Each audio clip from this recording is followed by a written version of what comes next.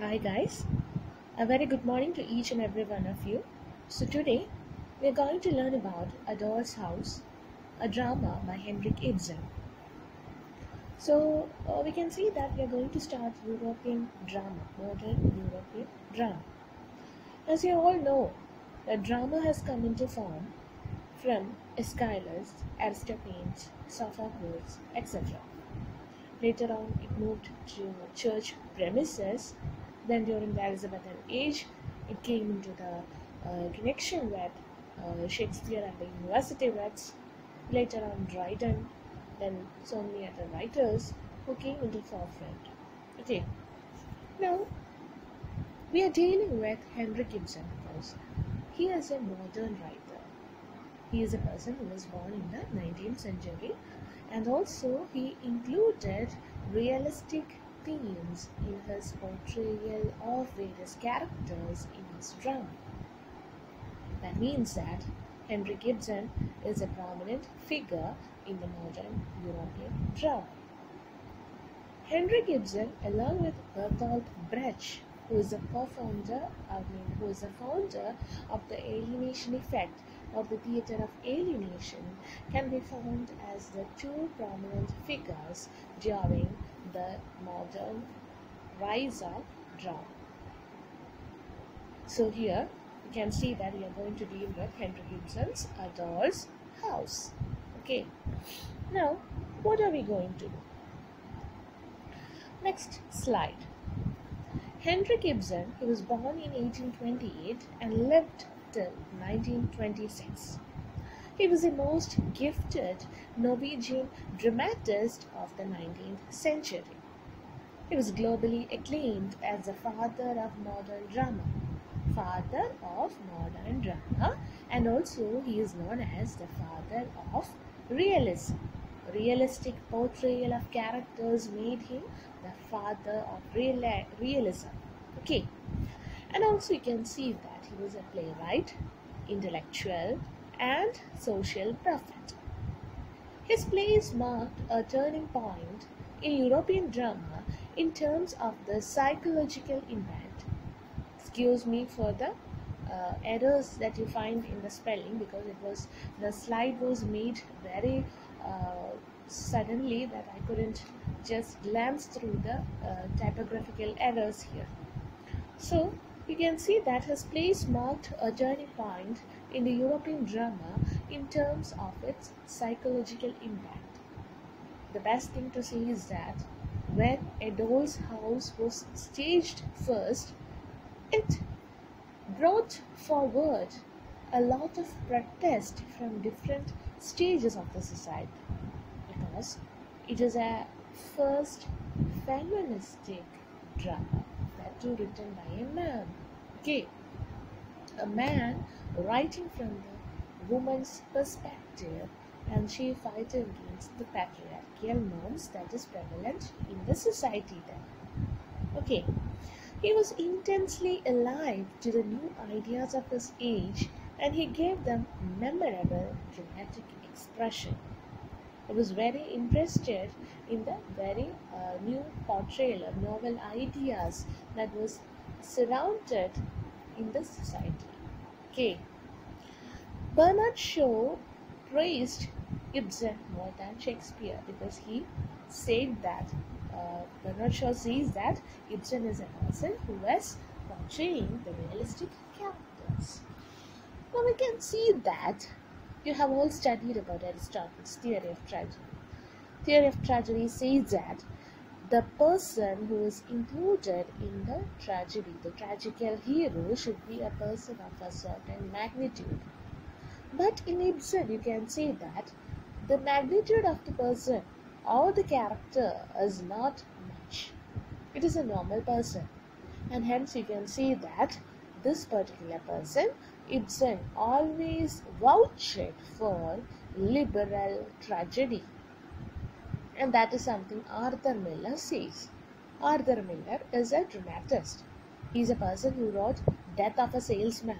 Okay, he vouched, or he said that Ibsen is a person who stood for liberal tragedy. Now moving to the next slide. The important dramas of Ibsen. The Pretenders, which was written in 1864, Brand, written in 1866, Peer Gynt, written in 1867, Pillars of Society in 1877, A Doll's House in 1879, Ghost in 1881, Enemy of the People in 1882. Here you can see that A Doll's House and Ghost is the most prominent drama that he had ever written. Now, as I've said earlier, A Doll's House is a feministic perspective of a lady getting liberated from the patriarchal norms. Now, what about Ghost? Just go through Wikipedia. Okay. Next one, the main characters in the play. The main characters in the play are Nora, the heroine, Thorvald Helmer, her husband, Mr. Rank, a friend of Helmer, Mrs. Linde, Nora's old friend, Mr. Krogstad, a barrister at the Bank of Helmer from whom Nora had borrowed money. Then you can see that is Nora's three kids. It's not Bora, okay, I'm sorry. It's Nora's three kids, a nurse to look after them, a porter, and a housemaid. So these are the characters that you can see in the particular characters in the Doll's House. Next one. Introducing the notes on the play. A Doll's House is perhaps the most influential play of Ibsen and brought forward strong protest once it was performed. In his preliminary note, he said, "A woman cannot be herself in the society of the present day, which is an exclusively masculine society." So he says that the patriarchal norms in the society that is prevalent now is not easily tangible for a woman. Okay, next one. In the play, he focused on the theme of woman's condition in a male-dominated society and her determined revolt against the masculine society. Okay, next one. Gist of the play. Nora is the central character of the play. She is married to Thorvald Helmer, a lawyer, for the past 8 years. After financial struggles, their life has improved now after he is appointed as bank manager, and the series of incidents that follow makes the crux of the play more interesting. So, the interesting plot unveils itself soon later. Now, going to the title of the play. Remarkable for its symbolic significance. What is remarkable? The title of the play. Even though it is a realistic portrayal of events, there is always some symbolic attachment of dramatic characters. Okay. Original Norwegian title was Dukeja. Okay, it is Norwegian, not Norwegian, I'm sorry. Norwegian. Alternative titles such as A Doll's House, A Doll's Home, etc. is also used. In the play, the Doll's House signifies the conventional middle-class family in which a woman is treated as a doll or a plaything having no notice of freedom. So, the lady is not having any kind of freedom. Okay. Now going to the details of the play. Ibsen called the play a modern tragedy. It is a tragedy of a woman in a male-dominated society. Here, Helmer treats his wife as a thing and not an individual. He suppresses her individuality. For Helmer, this particular lady, Nora, is a Barbie doll. He keeps his Barbie doll in a glass home. He keeps her secure in the glass home. Why? He is always happy that Nora is beautiful, Nora is a plaything, and Nora is not having an individuality of her own, and always he can rule Nora. But towards the end, you can see that Nora, the subjected individual who is a subjected wife at the beginning of the play, is getting emancipation. She is getting liberated. She is going outside. Okay, that is something that is unexpected of an individual during the 19th century, and that is why it best arose during that time. A Doll's House is being noted for having the best ending in modern drama.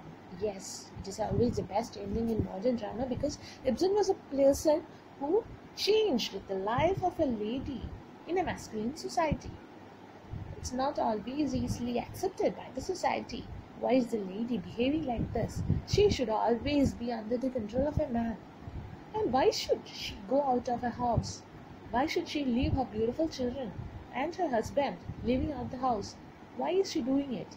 Because always a wife or a housewife or a homemaker is a person who is always under the reign of a matriarchal superior person. I mean patriarchal superior person. Okay.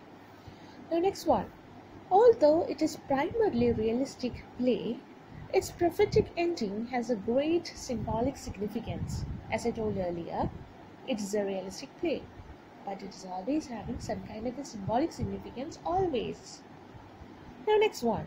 It is rightly called as the clarion call for women's emancipation and is regarded as a masterpiece in modern drama.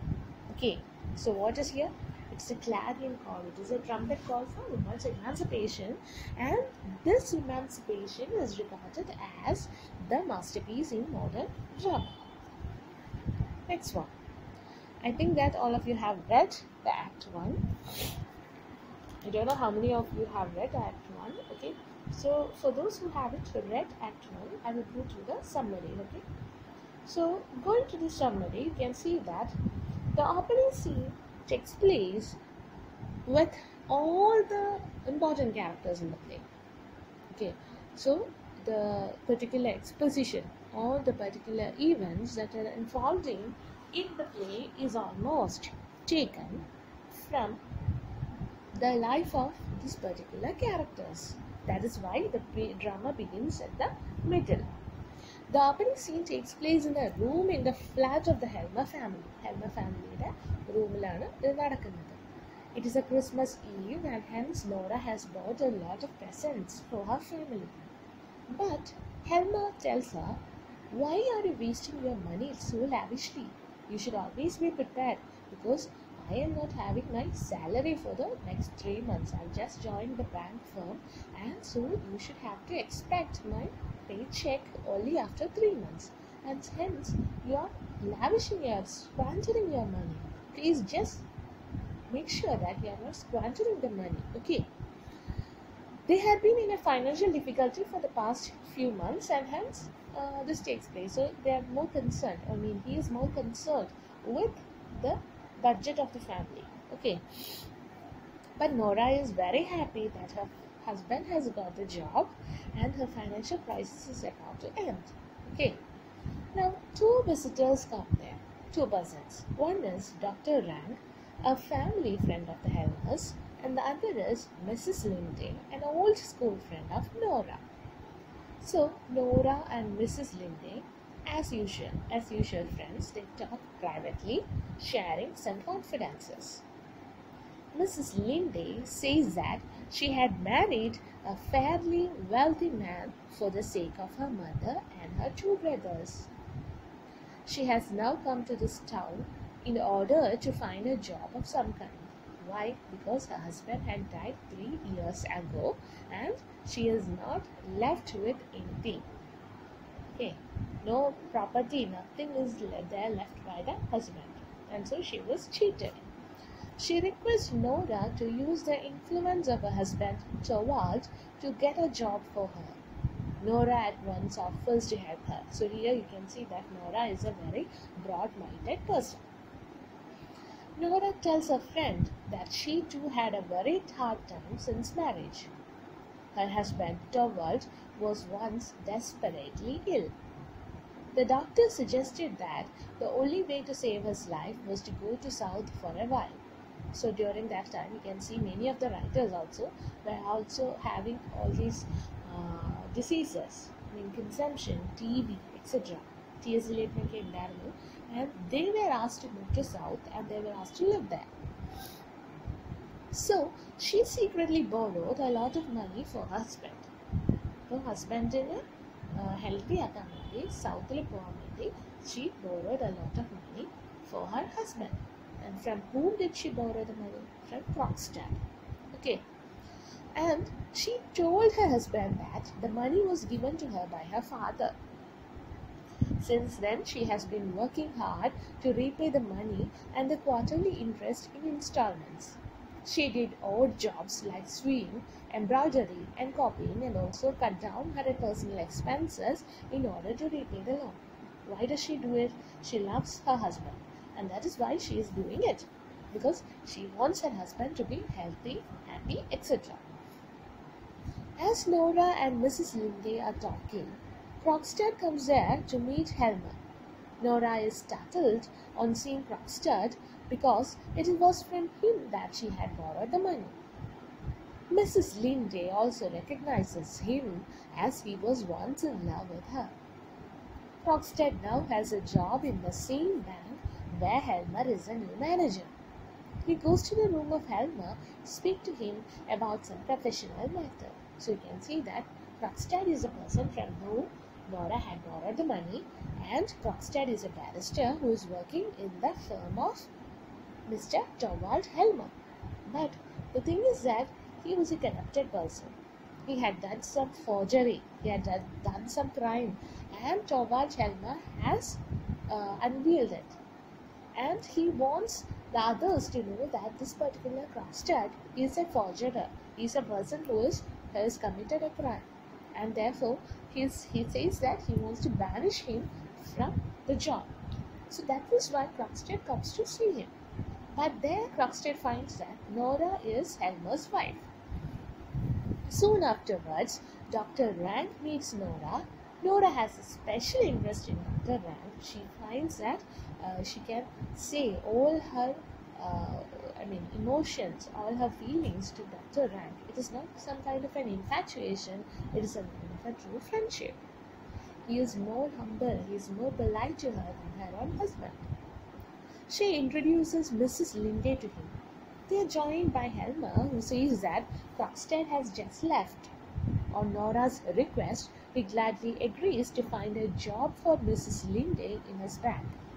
He goes out followed by Dr. Rank and Mrs. Linde. So all of them exit. When Nora is left alone, her 3 children are brought to her by the nursemaid. Nora pats her children affectionately and plays with them. Quite unexpectedly, Krogstad comes there again. He wants to have a word with Nora. She sends the children back to the housemaid.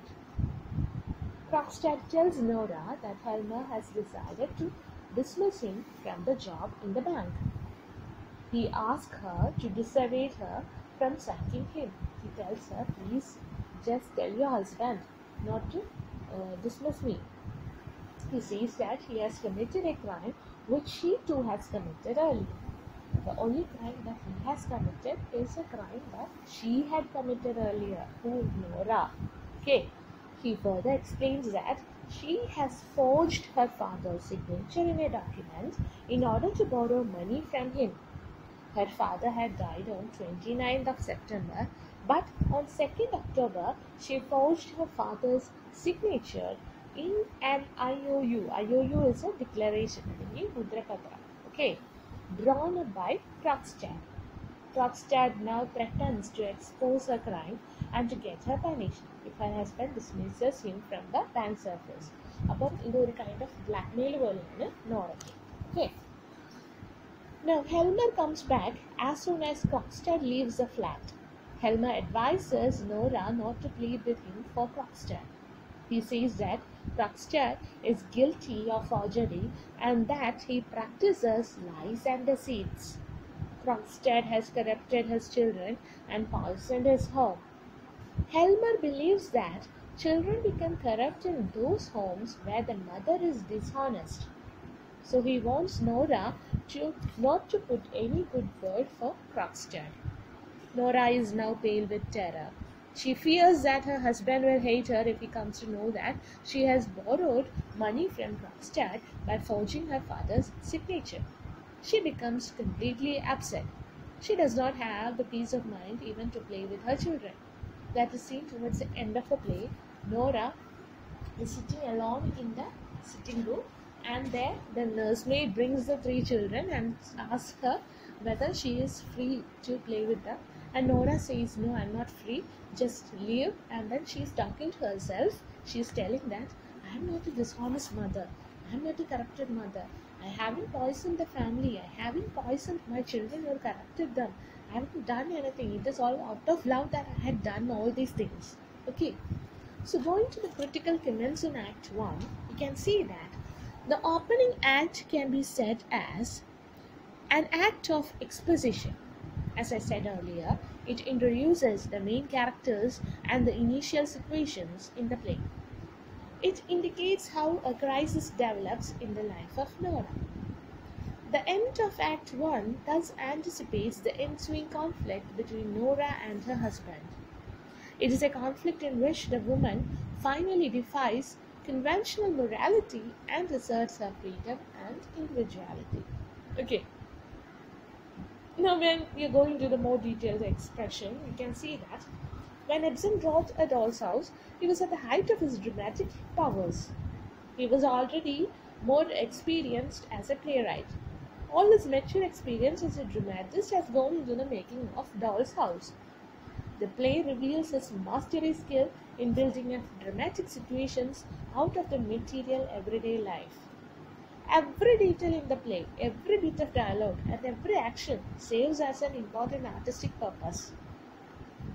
And then you can see that the insensitive, unimaginable attitude of Mr. Torvald Helmer is being exposed in the first act. Here, to all the expressions and all the things that he is saying to his wife makes us feel that he is not having any kind of love towards her. It's just kind of a masculine patriarchal domination that he is exerting upon his wife. Okay, it's a conflict. It is a conflict. The conflict situation is being aroused here. Okay, now going to the next act. Act 2. Nora tells her nursemaid that she cannot see her children as often as she used to do. Mrs. Linde now comes there and Nora speaks to her about the fancy dress party upstairs the next evening. Then they talk about Nora's death and also about her family friend Dr. Rank. When Helmer returns to the flat, Nora speaks to him in a pleasing way. She begs him not to dismiss Krogstad from his job. But Helmer says that Krogstad is corrupt and intolerable, so he is bent on getting rid of him. He firmly asks Nora not to interfere with this affair. Then he arranges to give notice to Krogstad. Okay.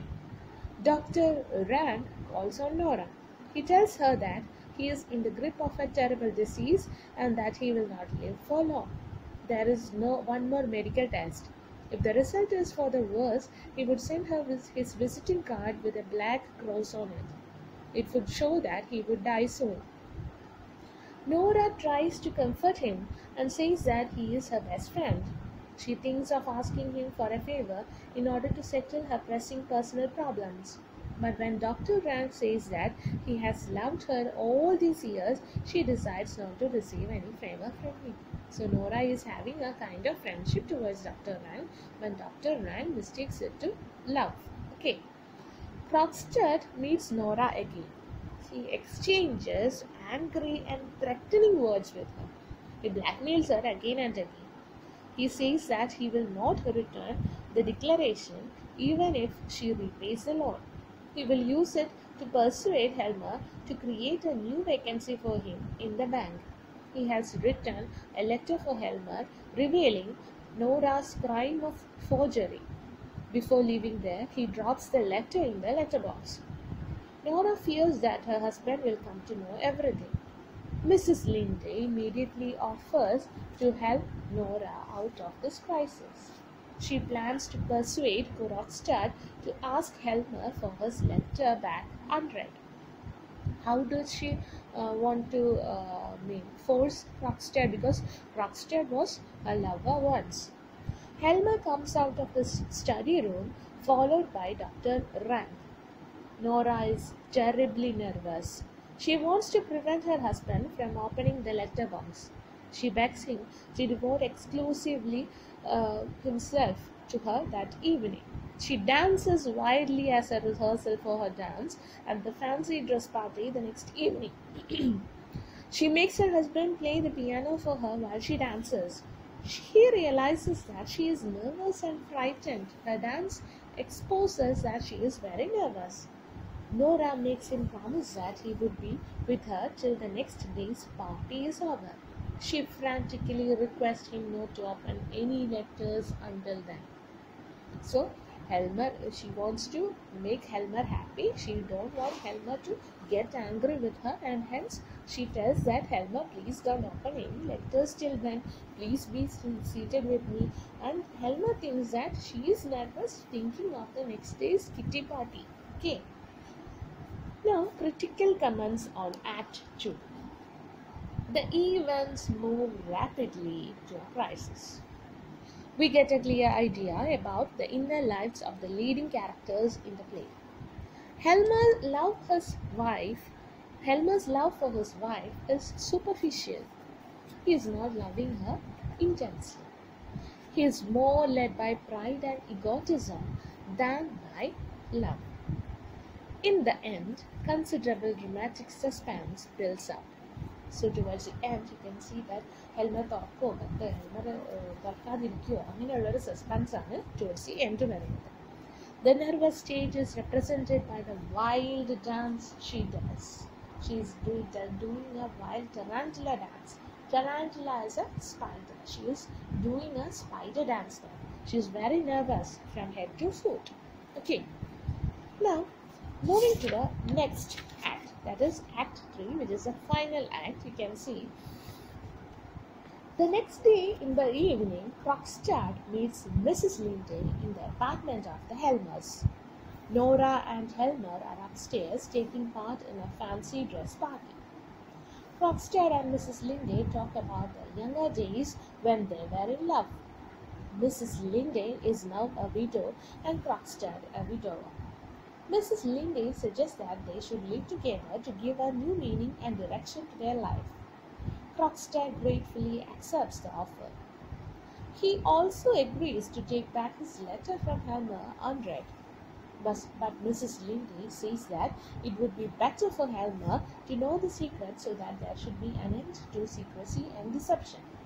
So, Krogstad is telling that please let Helmer open it because there should be an end to secrecy and deception between a husband and a wife. Okay.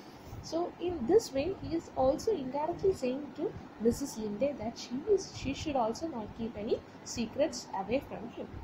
Okay. Now next one. Nora and Helmer return from the party upstairs. Mrs. Linde tells the worried Nora that she must disclose the whole secret to her husband. So Mrs. Linde is convinced that she should be very polite, she should be very revealing to her husband. She should not have any secrets to her husband. And that is why Mrs. Linde says Nora to reveal the whole secret to her husband. Nora refuses to do so. When Mrs. Linde leaves there, Dr. Rank comes in. He says that his last medical test is over, but does not mention what the result was. When Dr. Rank departs, Helmer opens the letter box. He finds 2 visiting cards from Dr. Rank among the letters. There is a black cross mark above the name of Dr. Rank on the card. Nora explains its meaning. It means that Dr. Rank would soon die of tuberculosis. But Helmer feels no genuine sympathy for his dying friend. He doesn't feel anything for his dying friend. Helmer goes to his room to read his letters. One of the letters was that of Krogstad. Nora decides to leave the house before Helmer finishes reading the letter. She resolves never to see him again. But Helmer rushes to her with the open letter. He calls her a hypocrite, a liar, and a criminal. He angrily declares that he will not allow her to bring up the children. He wants to hush up the whole matter and to keep up appearances. He also wants to hush up the matter, silence the matter, and also he wants to pretend that he still loves the lady to the outsiders while he thinks that she has deceived him. At this time, the maid brings a note to Nora from Krogstad. Helma reads it first. It says that Krogstad regrets and apologizes for what he has done. He has sent back the IOU also, the declaration also. Helma tears up both the note and the declaration. He feels relieved and happy and tells Nora that he forgives her completely. Why? Because Krogstad has dropped his accusation. Nora, however, is very firm in her decision to leave Helma. She says that both he and her father had wronged her. Her father regarded her as a baby doll, and Helma regarded her as a doll wife. So here comes the title. Helma thought only of himself and never recognized her as an individual like himself. Helma desperately pleads with Nora to remain with him. He appeals to her sense of duty as a wife and as a mother. He appeals to her religious sense and her moral conscience. Nora asserts that her first duty is to herself. She has realized that Helma is not the man with whom she should live. For her, he is now a stranger. She declares that she will not see him or her children again. She will not even permit him to write to her or to help her. Nora now leaves her husband for good and slams the door behind her while she leaves. Okay, so this is the whole Act 3. Now when you go to the critical comments on Act 3, you can see that the play reaches its sensational climax. The climax of The Doll's House is the most sensational one during the period of the 19th century. Nora suffers till the end and rises up as a strong-willed woman, asserting herself as an independent woman while her husband appears helpless, weak, and pitiful. Ibsen shows that personal circumstances decisively influence the human conduct. Mrs. Linde and Krogstad decides to marry and spend a lifetime together while Nora and Helmer is parting their ways. Nora's revolt against her husband is the revolt against the conventional morality, law, and the religion during the times. She slams the door behind her to show her adamant decision for her emancipation and liberation from a man like Thorvald Helmer. So, by this, our play has ended. The closing scene. The closing scene shows unexpected denouement in the play. Denouement means end of the play. Still, it is the best celebrated climax of our drama in the modern world. The door that Nora has closed years ago still seems the same with the patriarchal dimension it exhibits towards the other side. So, you can see that still a woman is not liberated. Ibsen had made the character liberated, but still the woman is not a liberated being. She is always under a patriarchal eye. Okay. So by this, our Doll's House class has ended, and therefore we will be going to the next class. By next week we will be starting Luigi Pirandello's 6 Characters in Search of an Author. Okay, before that, the activity for today. Analyze A Doll's House as a realistic play or a problem play. So this might be the essay that you will be anticipated in the exam. Okay, thanks a lot guys for bearing with me. Thanks a lot. If you are having any doubt, do come to me.